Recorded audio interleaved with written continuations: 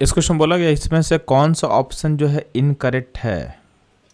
तो ध्यान देंगे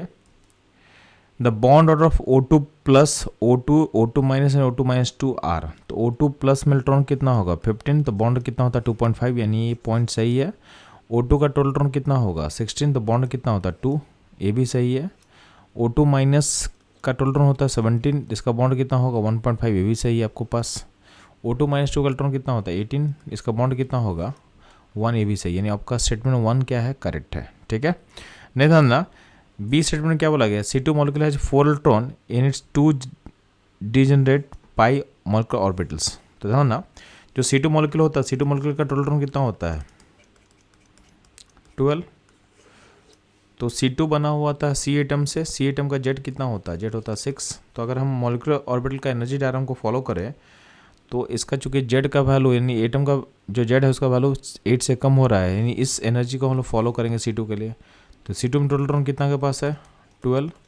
अब 12 को फिलअप करो, तो जब फिलअप करते हैं हम लोग तो यहाँ पे 1 2 3 4 5 6 7 8 9 10 11 12, तो हाँ ना आपका जो पाई जो एनर्जी लेवल है बॉन्डिंग का उसमें टोटल इलेक्ट्रॉन कितना दिख रहा है आपके पास 4, तो आपका स्टेटमेंट जो बी था वो तो यही बोला था ना कि C2 molecule has 4 electron in 2 degenerate pi molecular orbital, तो यानी यहाँ जो स्टेटमेंट दिया हुआ है ये भी क्या होगा करेक्ट होगा। ठीक है,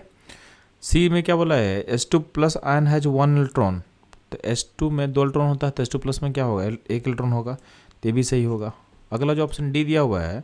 O2 plus ion is diamagnetic, अब ध्यान देना डायमैग्नेटिक कब होता है, तो डायमैग्नेटिक होने के लिए आपका टोटल इलेक्ट्रॉन क्या जो होना चाहिए ये इवन नंबर होना चाहिए। ठीक है, इवन, और इवन में एक्सेप्ट 10 16 नहीं होना चाहिए, एक्सेप्ट 10 एंड 16 नहीं होना चाहिए, तो इस केस में आपका डायमैग्नेटिक होगा। तो आपके पास O2 प्लस जो है उसका टोटल इलेक्ट्रॉन कितना है 15, यानी ऑड नंबर है, तो ऑड का मतलब क्या होगा पैरामेट्रिक होगा, यानी ऑप्शन जो डी होगा इनकरेक्ट स्टेटमेंट। और आपका जो क्वेश्चन का डिमांड था हमको पता करना था इसमें से कौन सा इनकरेक्ट होगा, यानी ऑप्शन डी जो होगा इस क्वेश्चन का करेक्ट आंसर होगा, यानी ये स्टेटमेंट क्या है इनकरेक्ट है। तो ये था इस क्वेश्चन का एनालिसिस। मूव करते हैं हम लोग नेक्स्ट क्वेश्चन पे।